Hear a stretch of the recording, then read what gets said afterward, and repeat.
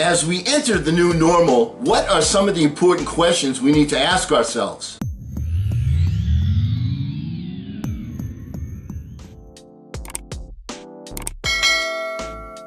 Hello again, everyone. I'm Eli's dad with Project Eli, where we educate, lead, and inspire.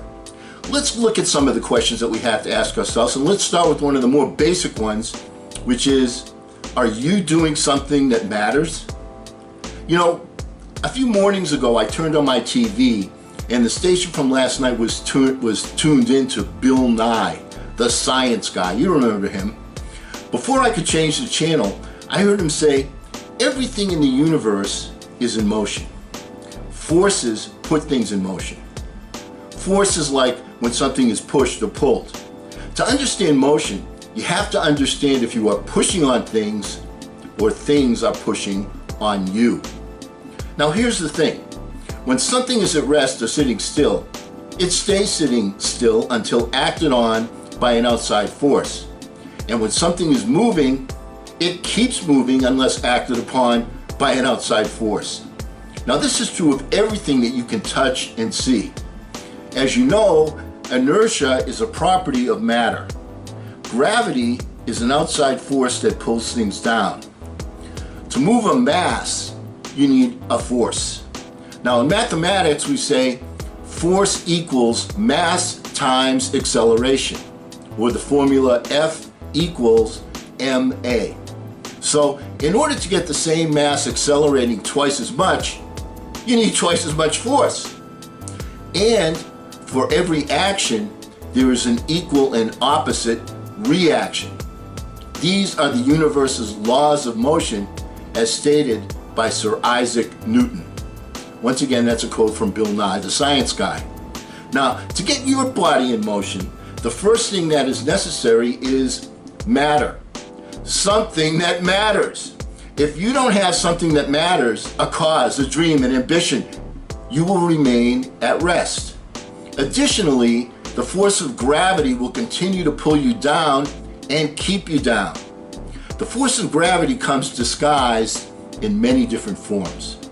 It can be a negative, predatory chameleon. Some of its configurations are fear, laziness, distractions, excuses, maintaining disempowering relationships, I'll do it tomorrow-itis, lack of perseverance, infirm belief, accepting the negative influences of the 95% crowd, and most damagingly, poor habits. To get your mass moving, you must accelerate twice as much with twice as much positive force. You see, positive force too is also a chameleon. It's configured initially through a dream that evolves into a belief and, with proper nourishment, morphs into a burning desire. Now, unlike gravity, which wears you down, the marriage of a burning desire with firm, unshakable belief is the positive union of thought and emotion. This specific union is 2/3 of the holy trinity of success. The third piece is action.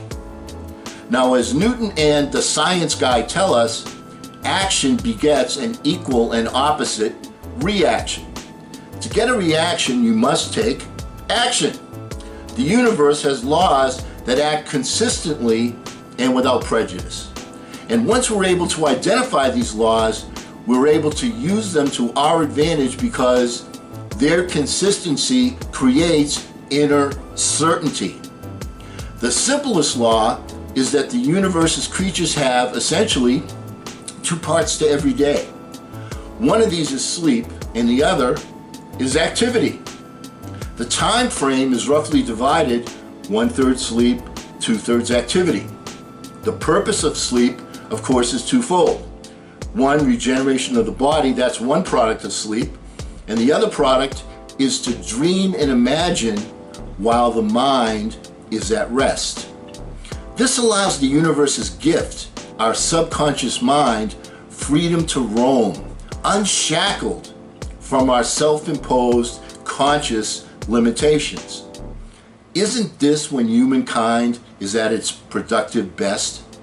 Isn't this where ideas have their genesis? This can be accomplished by planting a timely seed just before you transition from the state of consciousness to the state of unconsciousness. Isn't this method simple and clearly the intention of the universe? Now, we've been allotted the remaining 2/3 of the day to take action upon these dreams. There's the implied understanding that there'll be some trial and error involved to accomplish these dreamt outcomes. The time allotment indicates that. The universe has left us clues and given us this simple, but not necessarily easy, method of implementation. And those without grit need not apply.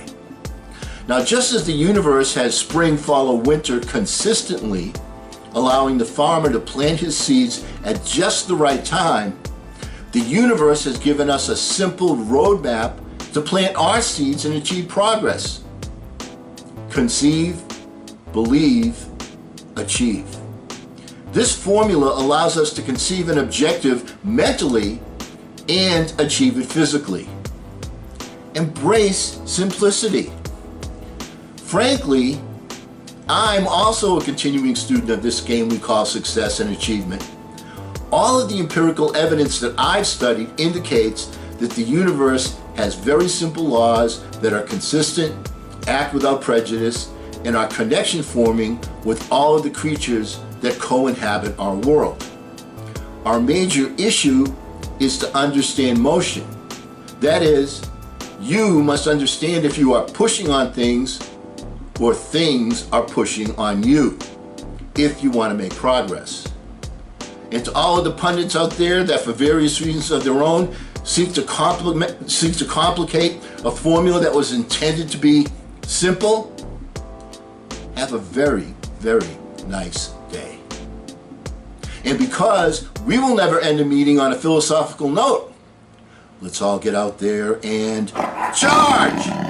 I'm Eli's dad.